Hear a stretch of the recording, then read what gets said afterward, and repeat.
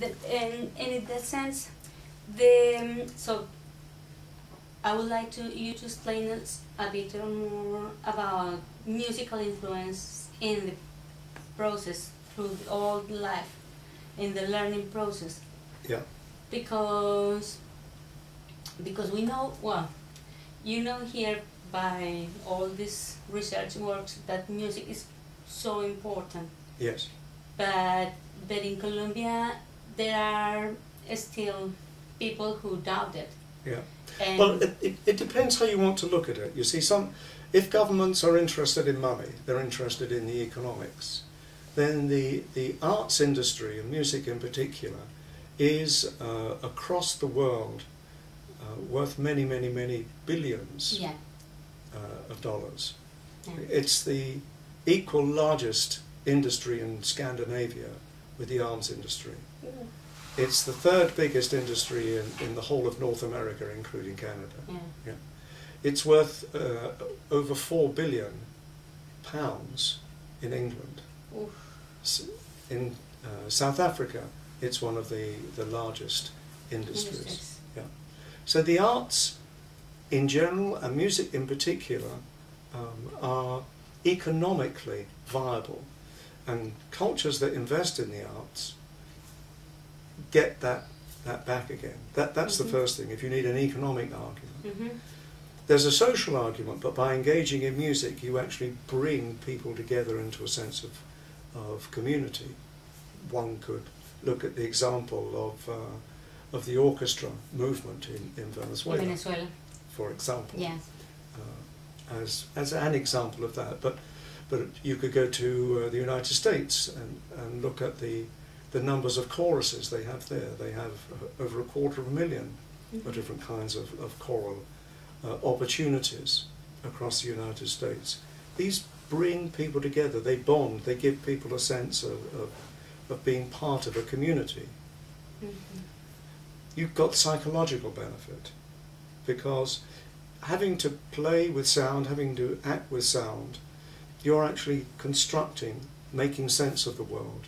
You're dealing with a symbol system sound. Yeah. You can turn sound into notation, just like any other written language.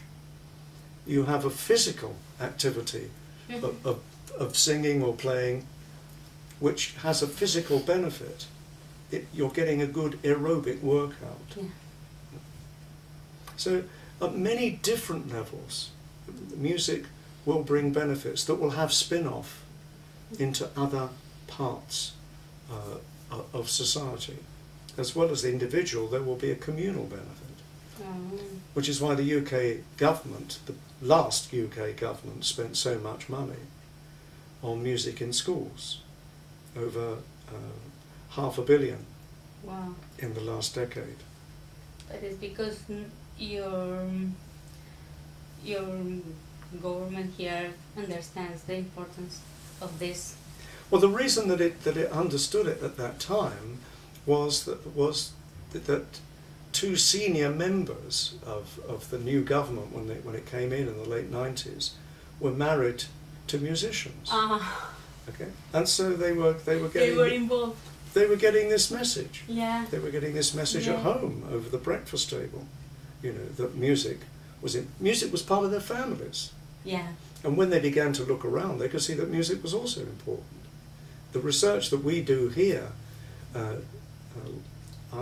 with my colleagues as part of this big team, we are constantly finding evidence of music has benefits in musical terms, but also there are other spin-offs because of people engaging in musical activity. Yeah. And governments that recognise this, whatever money they spend, they get it back again. There's an enormous value that they get. That's the work that I'm doing in my own research. Yeah. I mean, they're getting an economic benefit from just the economic activity, but they're also getting a health benefit. So in theory, people require slightly less health care. In this country, older people that are engaged in choral activity, people in their 70s and 80s, there is evidence that they require slightly less drugs, for example. Wow. Slightly less care, you know. So there are all these silver song clubs, as one of the examples. There are examples of people working in the field of Alzheimer's, engaging in music, where people are coming together and recovering a little some of their earlier and younger behaviours. That's amazing. That's so there are health benefits as well as musical, as well as economic, as well as social and emotional. That's very interesting, very interesting. All right, so in a very brief way, yes, because I know that is a very big topic.